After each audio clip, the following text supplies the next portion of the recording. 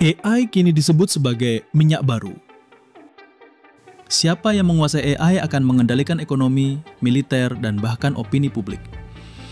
AS dan Cina sudah menggelontorkan ratusan miliar dolar untuk riset AI. Uni Eropa membuat AI Act untuk mengatur sekaligus memperkuat peran mereka. Negara kecil pun ikut berlomba. Singapura, Uni Emirat Arab, dan Israel bahkan sudah punya sovereign AI strategi masing-masing. Masalahnya, tanpa investasi besar dan arah strategis, negara berkembang hanya akan jadi koloni data, penyumbang informasi gratis yang diproses di luar negeri, lalu dijual kembali dengan harga mahal. Dengan Sovereign AI Fund, Indonesia berusaha memutus pola itu.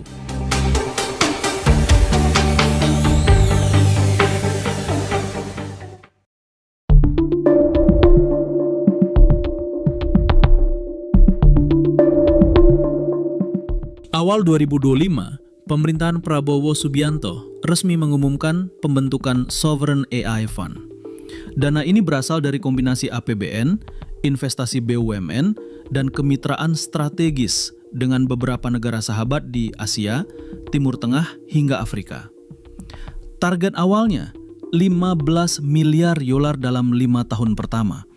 Pemerintah menyebut dana ini sebagai senjata strategis di era perang teknologi. Tidak hanya untuk membeli teknologi, tapi membangun kedaulatan AI. Latar belakangnya sederhana, tapi mendesak. Indonesia tidak mau menjadi sekedar pasar pengguna teknologi asing. Selama ini, AI yang kita pakai, dari aplikasi ponsel, sistem keamanan, hingga analisis data, nyaris semuanya buatan luar negeri. Kita tidak boleh hanya menjadi konsumen, kita harus jadi produsen. Kutipan Prabowo dalam pidato peresmian.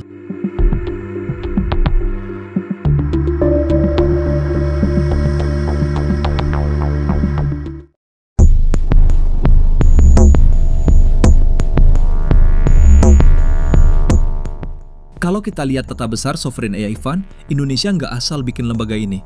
Ada 4 pilar strategi yang sengaja dirancang untuk memastikan kita nggak cuma jadi penonton di panggung teknologi global.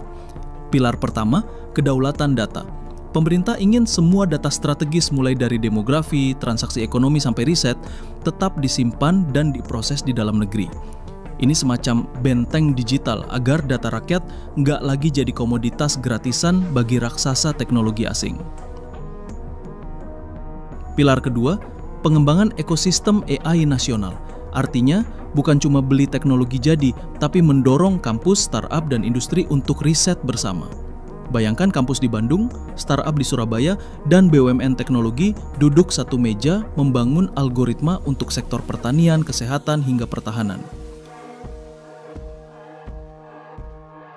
Pilar ketiga, pembiayaan riset jangka panjang. Sovereign AI Fund ini ibarat mesin pendanaan yang nggak cuma berpikir setahun 2 tahun, tapi dekade ke depan. Pemerintah tahu, AI bukan sprint tapi maraton. Kalau mau menang, butuh napas panjang dan konsistensi pendanaan.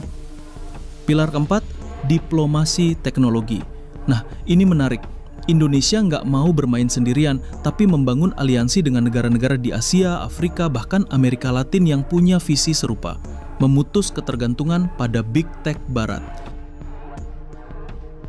Jadi, ini bukan cuma proyek teknologi, tapi juga manuver geopolitik.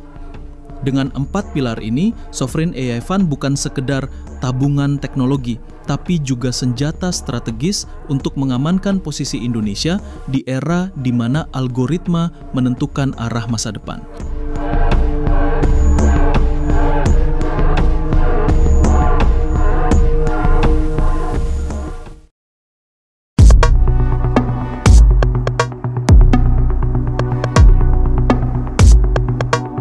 Langkah Indonesia membentuk Sovereign AI Fund tidak hanya soal mengejar ketertinggalan teknologi. Di panggung global, ini adalah sinyal bahwa Jakarta siap bermain di arena yang selama ini dikuasai raksasa seperti Amerika Serikat dan China. Dunia sedang terjebak dalam apa yang disebut banyak analis sebagai perang dingin teknologi, persaingan memperebutkan dominasi chip, data, dan kecerdasan buatan. Amerika Serikat menekan lewat sanksi dan pembatasan ekspor teknologi, sementara China membalas dengan strategi swasembada dan aliansi teknologi di Asia serta Afrika. Kini, Indonesia masuk sebagai variabel baru. Dengan dana nasional yang fokus ke AI, kita tidak lagi hanya menjadi konsumen, tetapi berpotensi menjadi produsen teknologi strategis. Dan ini punya konsekuensi langsung. Investor asing akan melirik, tapi juga akan ada tekanan dari kekuatan besar yang merasa posisinya terancam. Apalagi Indonesia punya keunggulan unik yang sulit ditiru, populasi raksasa, data yang melimpah, dan posisi geopolitik di jalur strategis Indo-Pasifik. Ini membuat Indonesia bisa menjadi penengah sekaligus pemain kunci dalam rantai pasok AI global. Namun langkah ini juga berarti kita harus siap menghadapi permainan geopolitik yang jauh lebih rumit, dari lobby, tekanan diplomatik hingga perang standar teknologi.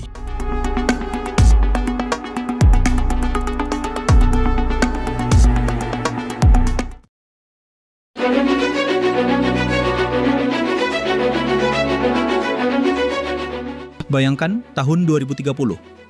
Indonesia bukan lagi sekedar pasar bagi teknologi global, tapi justru jadi produsen dan pengendali ekosistemnya.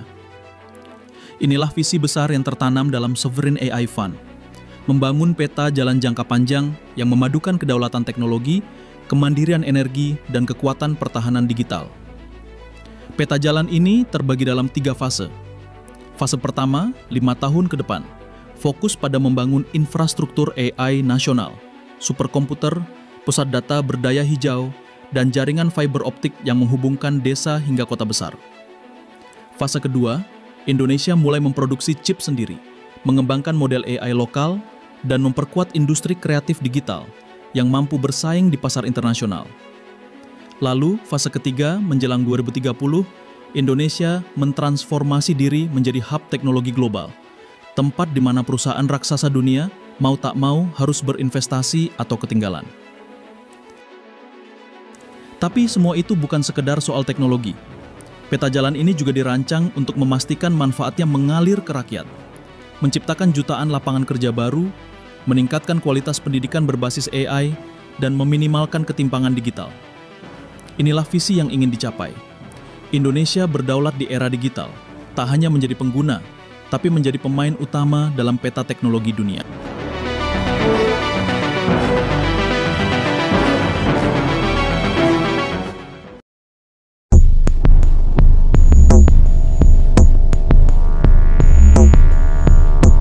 Kita sedang berada di titik persimpangan sejarah.